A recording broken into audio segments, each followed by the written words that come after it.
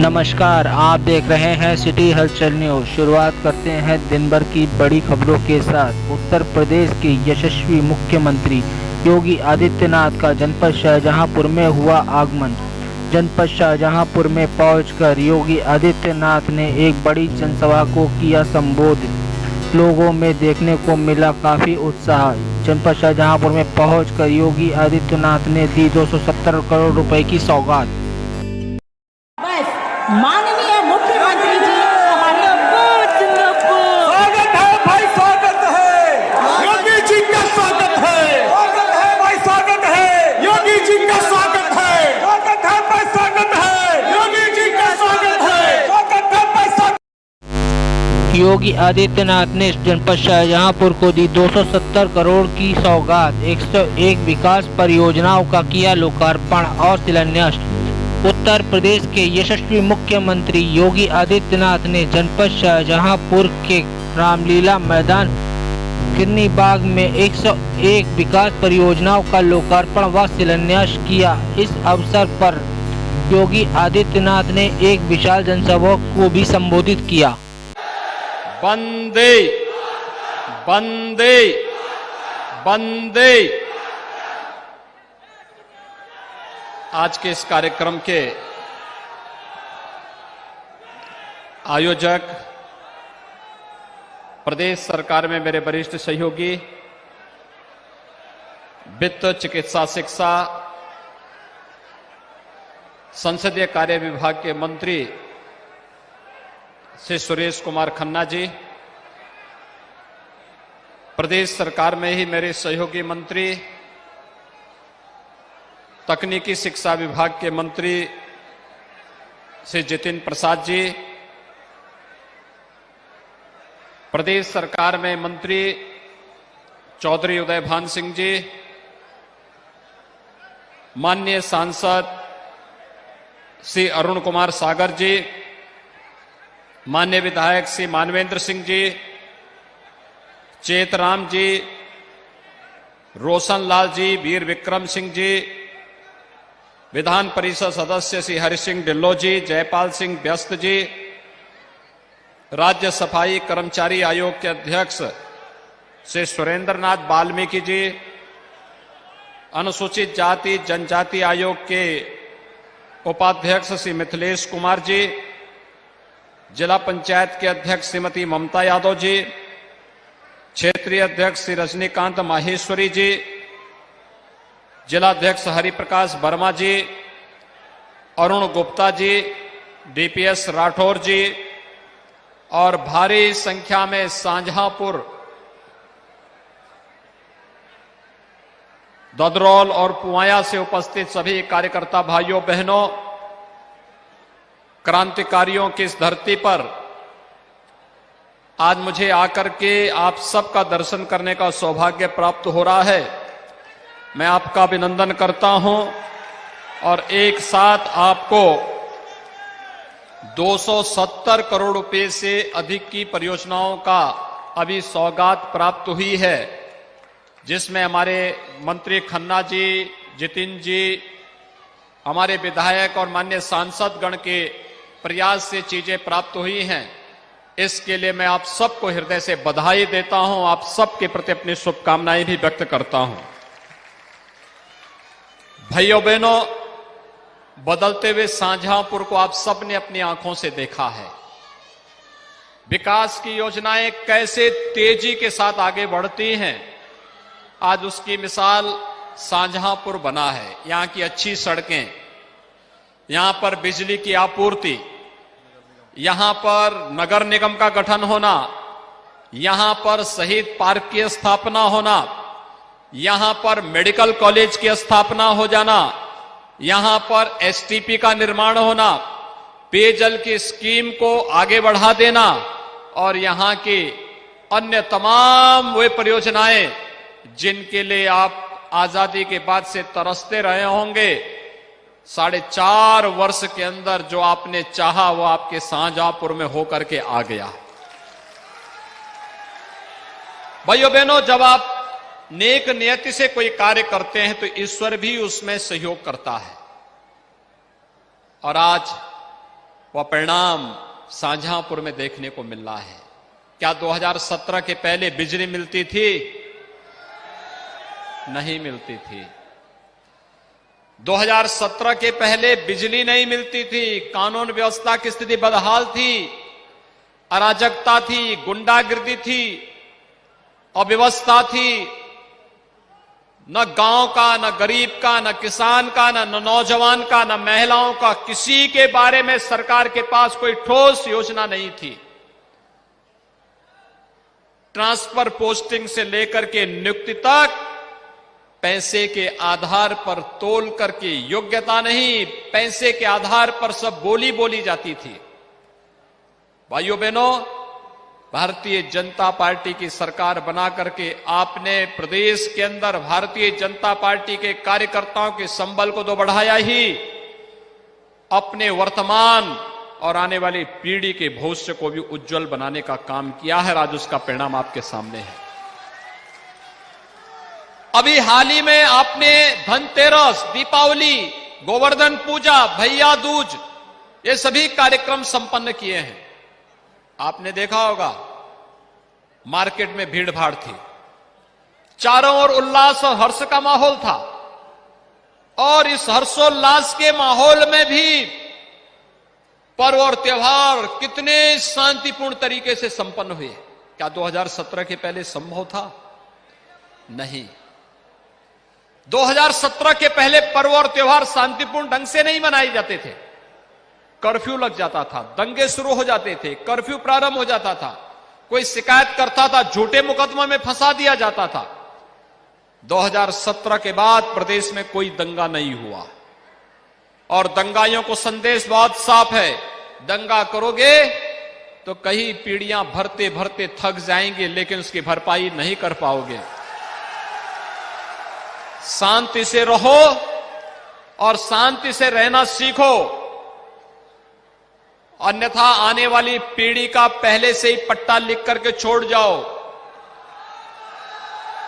पहले जो माफिया और अपराधी सत्ता का सरपरस्त बनकर के गरीबों का, व्यापारियों का जमीनों पर कब्जा कर देते थे, शरीफ लोगों का जीना आराम कर देते, बहन बेटियों के लिए स्कूल जाना जिनके लिए एक चुनौती थी, जो चुनौती बन चुके थे, आज आप देख रहे होंगे अपराधी और माफिया आज किस रूप में आज डरे सहमे हैं, गले में तख्ती लटका करके चलते हैं कि साहब अब जान बकस दो, अब ऐसा दुस्साहस नहीं करेंगे।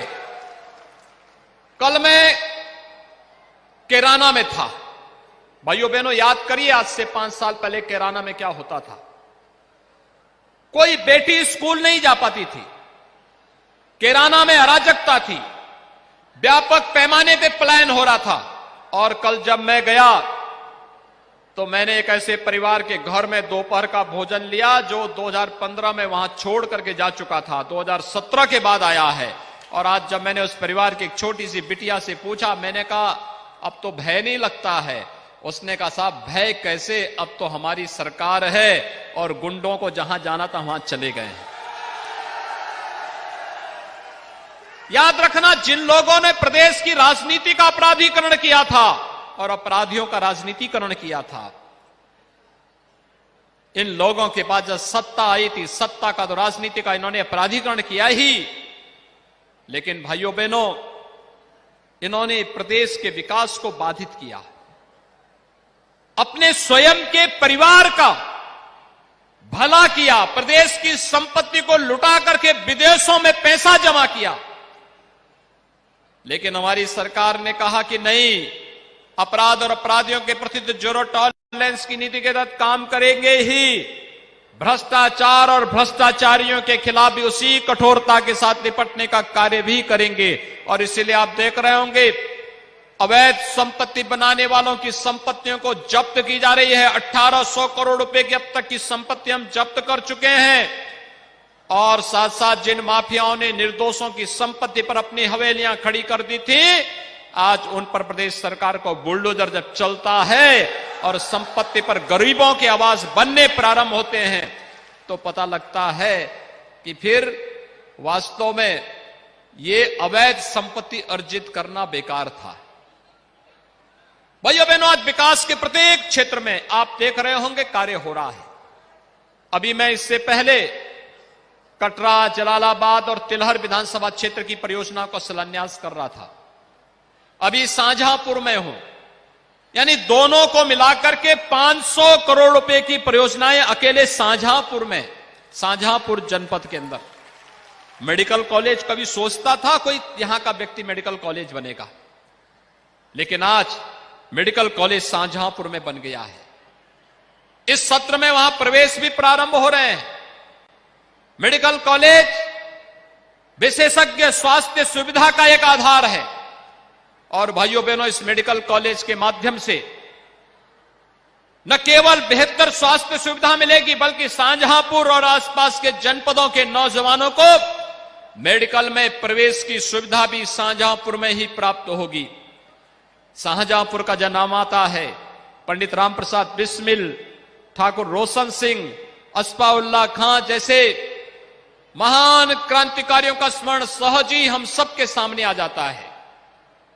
देश के अंदर परमवीर चक्र विजेता जदुनाथ सिंह इसी धरती की पैदावार थे, जिन्होंने भारत की रक्षा करते करते शहादत प्राप्त की थी, और परमवीर चक्र से के सम्मान से, सर्वोच्च सेना के सर्वोच्च सम्मान से उन्हें सम्मानित किया गया था।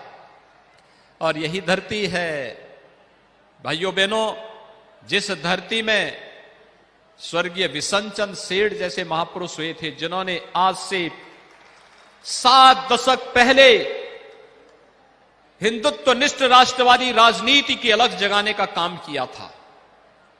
न झुके, न रुके, न डिगे, न हटे, लगातार कार्य करते रहे। आज उसी का परिणाम है अयोध्या में भगवान राम के भव्य मंदिर के निर्माण का कार्य तेजी के साथ आगे बढ़ रहा है। मैं तो आज आप सबको अभिनंदन करने के लिए आया हूं। अभिनंदन इस बात का, भाइयों बहनों, आपने पिछले चुनाव में, विधानसभा चुनाव में भारतीय जनता पार्टी को 5 विधानसभा सीट जिताई, लोकसभा की सीट जिताई, जिला पंचायत का अध्यक्ष पद भी आपने भारतीय जनता पार्टी को दिया, और साथ साथ 15 विकास ब्लॉक प्रमुख भी आपने जनपद शाहजहांपुर के अंदर भारतीय जनता पार्टी को दिलाए हैं। इसके लिए आप सबका हृदय से मैं अभिनंदन करता हूं, आपका धन्यवाद करता हूं, और आप सबसे अपील करता हूं, भाइयों बहनों, जब नेक नियति से कार्य होता है, सोच ईमानदार होती है, तो सोच ईमानदार तो काम दमदार, और ये दमदार कार्य आज आपको दिखाई दे रहा होगा।